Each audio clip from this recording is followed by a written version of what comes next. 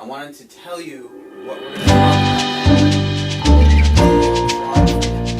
The first thing we're going to discuss is why sometimes your lab values might appear normal and you still are having thyroid symptoms or you still don't feel good, and what that means. And feel free to bring your labs with you so we can look at them together. We're going to talk about the most common patterns of thyroid dysfunction. No two people are alike, and everyone's got different types of patterns, yet there's going to be the most common patterns that we see. We're going to spend the bulk of our time that night talking about the most common pattern of thyroid dysfunction. We're going to be talking about why maybe you're on medications but you still don't feel good. We're going to talk about natural solutions for all different patterns of thyroid dysfunction. And before we sign out for today, I'm going to make a drawing on how thyroid hormones are made so you have a little bit of background that night. So, as you know,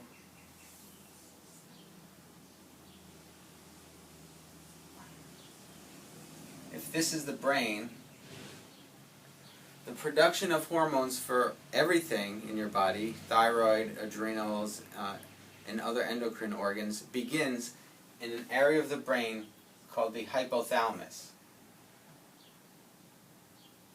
which signals a little organ called the pituitary to make a substance called TSH, also known as thyroid stimulating hormone. It's one of the major things that they measure when they do your blood. The TSH goes to the thyroid, which makes a substance called T4. T4 is commonly what they'll give you synthetically in Synthroid, or one of the generic versions of Synthroid. But what most people don't know is that T4 has no action in the body.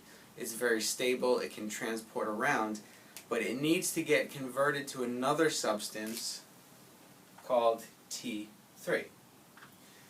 And that conversion happens in your peripheral tissues at the cellular level, but the bulk of it happens in the liver and in the large intestines. And we'll talk about some of the things that can disrupt the conversion of T4 to its activated form of T3. So review this a few times, maybe write it out so you can understand it, and then you can look at your labs and say, how come they didn't measure T3 or free T3, and what does that mean for me?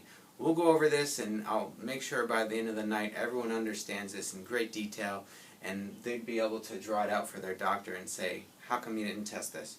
We look forward to seeing you June 10th.